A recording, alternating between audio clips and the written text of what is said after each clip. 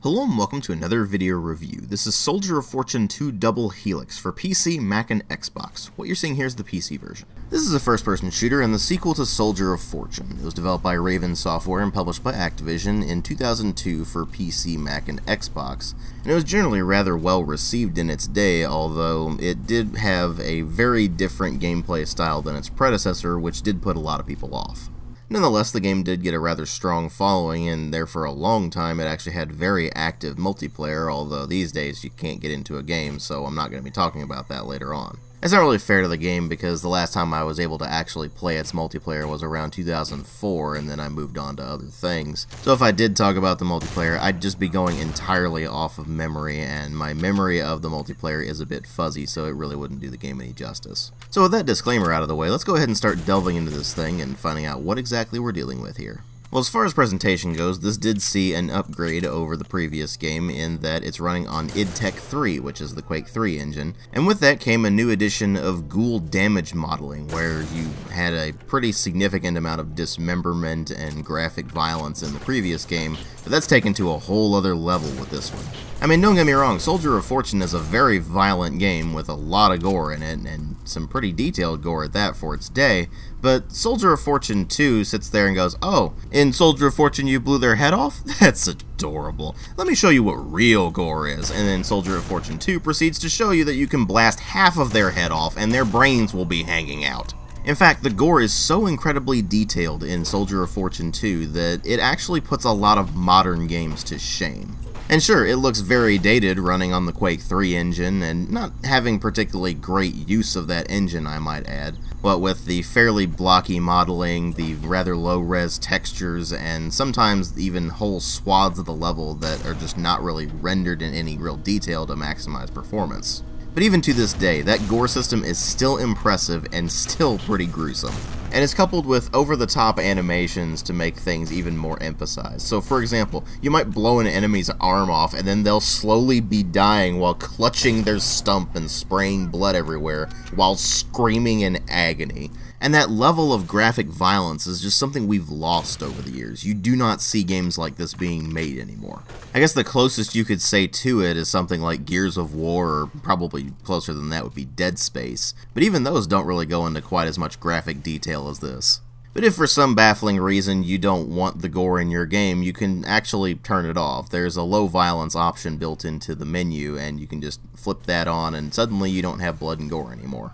And actually, if you were in a location where the uncut version of the game was deemed too violent for the populace, then they'd simply release a version of the game that has the violence lock permanently enabled. But anyway, if you move on beyond the gore system, the rest of the graphics really aren't all that impressive. I mean, again, you are dealing with fairly low-res textures, you're dealing with some fairly blocky modeling in places, although the weapons are generally pretty well modeled and textured. And while the environments certainly have a fair bit of detail put into them, and there are certain features that are pretty nice, like the weather effects, ultimately you just end up with a situation where all of the environments just end up looking rather bland, and certain character animations end up looking pretty awful, like for example the lip syncing. Now of course the game was released in 2002, so I'm cutting it quite a lot of slack there. They hadn't nailed down the lip sync yet at all, but even then it still looks pretty bad. But ultimately, in their quest for more realism, the graphics just ended up being a lot more bland and uninteresting compared to its predecessor, which is a bit of a shame. But at least it's not as bland and uninteresting as the BGR bullshit that you'd run into later on in that decade, so there is that. But regardless of how the visuals hold up, the sound design is something that holds up considerably better. The gun sounds are generally very solid with some really nice beefy punch to them, especially for that era, and you end up with things that just sound really satisfying. I mean, you fire a shotgun in this thing, it sounds like it's gonna do a lot of damage, and certainly it does. Explosion sounds, on the other hand, are actually surprisingly wimpy and low impact, so they definitely could have beefed those up a lot more.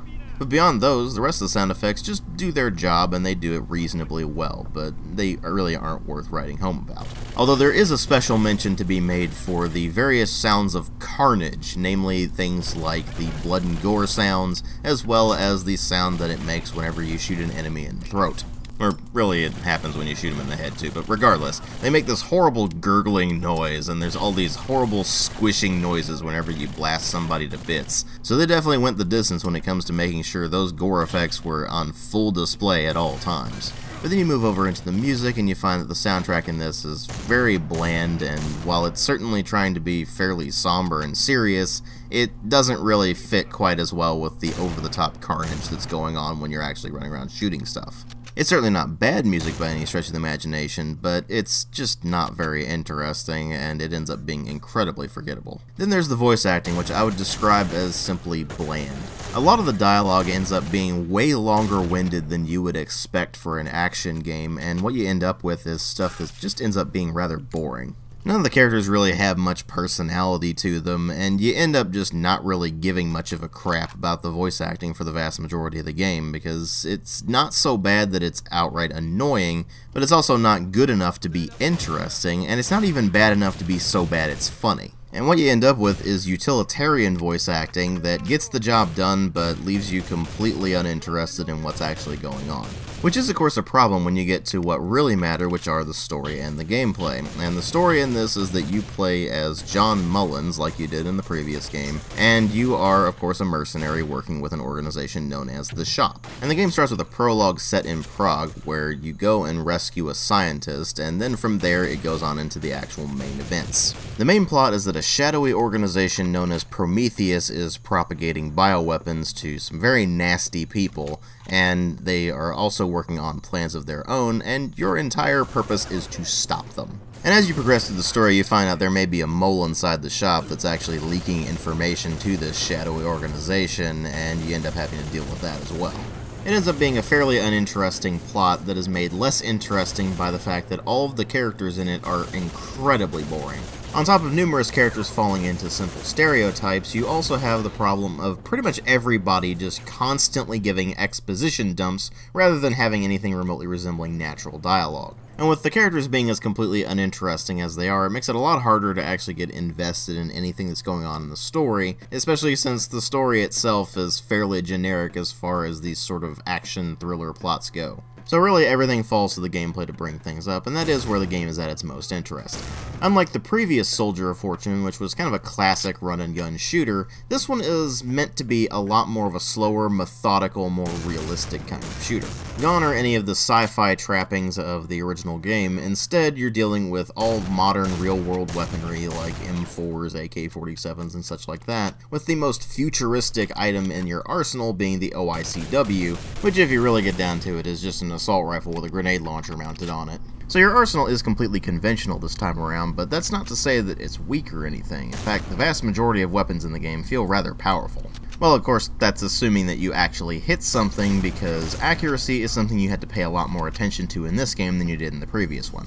You see, all of the fully automatic weapons have extremely high bullet spread and extremely high recoil when you have sustained fire, which means that you have to either fire them in short controlled bursts, or you do the smart thing and you switch it over to either semi-automatic or the 3-round burst, and thus you end up with something that is a lot more controllable and a lot more accurate.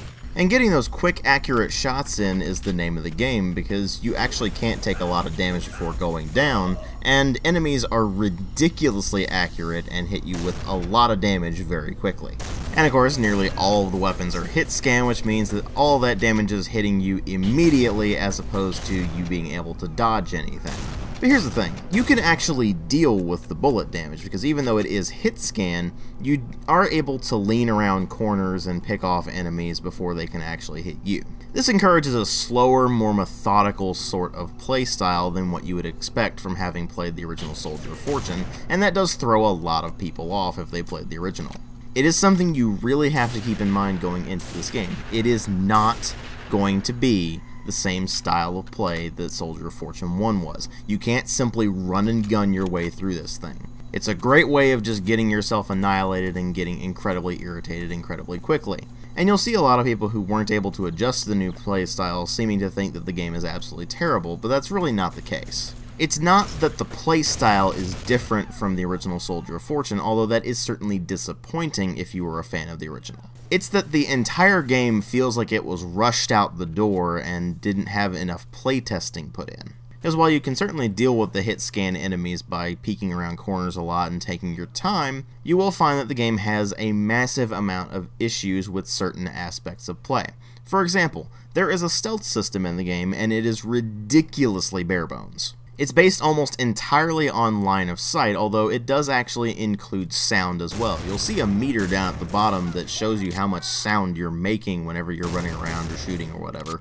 And if you make enough noise, enemies will hear you and start to investigate the area, and of course if they hear gunshots, then they're going to raise the alarm and immediately start running over there and try to shoot you down. But otherwise, if you're careful and you keep the noise down, then all you need to worry about is line of sight. If an enemy spots you, then the alarm is instantly triggered. And there's no way of turning off the alarm either, so you have to deal with what it throws at you, which is a lot of enemies all at once coming from pretty much every direction. That may sound like a particularly nasty problem, except that the enemy AI is extremely dumb, and thus they will basically just charge your position. Which basically means that they're running into your gunfire like moths to a flame. So really all you have to do in a situation like that is just be patient and wait it out. But of course the alarm doesn't stop blaring throughout the rest of the level, so you do need to keep that in mind. But of course, as far as actual options for stealth go, there's really not a whole lot there. I mean, you can get a suppressor for your SOCOM pistol, or you can use throwing knives, but that's really it. And with the exception of one level at the beginning of the game, there's not really any problem with actually going in guns blazing. It's just that you need to be very careful about how much guns blazing you actually do. This ultimately makes the stealth system feel like it was just haphazardly slapped together, and it ends up being incredibly annoying more than anything else. This is especially true with that one level at the beginning of the game where it does force you into stealth, and being detected at all means that you have to start over again. Because instant fail stealth is clearly the best kind of stealth. Obviously I'm being facetious there. Nobody likes instant fail stealth. It has never been good in any game that it's ever been implemented in, and Soldier of Fortune 2 is no exception. Thankfully the rest of the game's levels don't force stealth on you, instead they have it as an optional thing, and if you decide to go in guns blazing and trigger the alarm, then well, now you've got a lot of enemies converging on your position at once. But apart from that one level, you could really go the entire game without being stealthy, and you could do just fine as long as you're careful. Well, I say that, but then again, there are the first few levels of the game that are set in Colombia, which expose many of the game's problems right from the start. You see, the Colombia levels are very dense in foliage, which enemies can see through perfectly and have pinpoint accuracy through. Meanwhile, you can't see them through the foliage, which means that you're getting a lot of BS deaths. But those BS deaths don't simply stop with the foliage and the ability for the enemy to shoot through the foliage. They actually continue on with grenades, which are going to be one of the biggest problems you're going to run into throughout the rest of the game. You see, you can't survive a grenade in this game. If it goes off anywhere near you, you instantly die and you have to start over from the last save. By the time I got to the Seaward Star, which is basically the 6th or 7th level in the game, I had lost count of the number of times I had died from grenades. Because it'd be one thing if you were able to get out of the way of the grenade before it goes off, but the vast majority of the time you can't do that. Often you'll barely be able to hear the sound cues of the grenade bouncing around on the ground or the walls, and even if you do hear them, most of the time by the time you actually do hear them, it's too late. Plus, the actual physics of the grenades bouncing around is horrendously wonky. I've seen numerous moments where the grenade will be thrown in what seems like it's just empty space, but then it'll bounce off of, I guess, the air and then come back and hit you in the face. They're just wildly inconsistent, and that becomes outright infuriating to deal with. Especially considering that enemies are almost as accurate with the grenades as they are with their actual guns, so you do need to worry about that all the time, and whenever you see them start to throw something, you might as well just start running away as far as you can possibly run. Because it turns out the actual radius of the damage is absolutely insane, and thus you have to be rather far away from them to actually not take any damage at all. But again, good luck getting that distance away from them before they go off and instantly take you down. But you know the worst part about all of this? It wouldn't be so much of a problem if the game didn't limit the amount of saves you can have within a given level. Now, if you customize your difficulty settings, then that wouldn't necessarily be a problem because you can select unlimited saves. But at the difficulty I selected, I had exactly one save per level. I'm pretty sure you can imagine how astoundingly infuriating that got, having to restart levels over and over and over again because I hadn't found a particularly good spot to save. Because there's only one checkpoint you get per level, and that is the very beginning of the level, before it even plays any of the cutscenes. Now in some instances, that's fine, because the cutscene is just something you can quickly and easily skip. But in other cases, it actually forces you to watch the cutscene because it's actually rendered in-engine with you being able to move around and such. So you have to wait for that to end every single time, and then you get to start the level over again. And then after that, eventually you'll run into a situation where you'll probably die again and end up starting the level all over again, unless of course you saved at some point. It's basically the video game equivalent of being punched in the face over and over and over again, but the entire time you're just expecting it to somehow get better. And between the ridiculous amount of BS deaths that you're going to experience and that limited save system, you have the makings of an astoundingly infuriating video game. And when you add in the fact that it makes an absolutely terrible first impression by throwing you into the absolute worst levels in the game right from the start, you end up with a game that I really wouldn't be surprised if people picked up and then played the first few levels and said this is terrible and then threw it away and never played it again. But that's part of the problem, because the game gets a hell of a lot better once you get past the Columbia missions and actually start to encounter a lot more CQB. Because let me tell you something, this game absolutely shines when you're given a shotgun and some very close quarters to fight in, because then you end up with some absolutely glorious carnage. And even medium-range engagements, assuming you can actually see the enemy and you're not playing on one of the Columbia missions, are actually pretty enjoyable as well. It's just that long-range engagements end up being pretty annoying because there's really only one long-range weapon, and you aren't necessarily going to have it when you start the level. Not to mention, it is only useful when there's not any enemies in your immediate vicinity, and you're able to pick off enemies at a long distance. Because chances are, when you're trying to aim that sniper rifle at enemies in a long distance, you're going to have a bunch of dudes coming up right next to you and mowing you down with submachine guns or shotguns. Which brings me to another point that ties in with the whole generally unfinished and not very well play-tested feeling, which is the level design. Again, this game absolutely shines when you are in the adequate range for your shotguns to be very effective. And those parts of the game that are heavy on the CQB are generally fairly well designed and end up working out rather well. The problem is that everywhere else is horrendously hit or miss. Long-range engagements are generally more annoying than anything else, and the medium-range engagements can be a total crapshoot. Sometimes they're really enjoyable and intense, other times they're infuriating because somebody will toss a grenade near you, or you'll just get mowed down before you can really react to anything. As a result, not only the level design, but also especially the difficulty, feels wildly inconsistent, and what you end up with is a game that, again, feels blatantly unfinished. Now don't get me wrong, I've played a lot worse and more unfinished games than this, but this one still just feels like it has a general lack of polish and a lack of playtesting that went into it. As a result, when the game actually is firing on all cylinders, it's damn good, but most of the time it's not firing on all cylinders, and when it's at its worst, it's not only infuriating, but it can also become downright boring during certain levels. See, this was around the time when first-person shooters were trying to get more and more story into their games, and as a result you have a few levels in this game where you're just walking around and looking at things or talking to people, and there's no real action going on.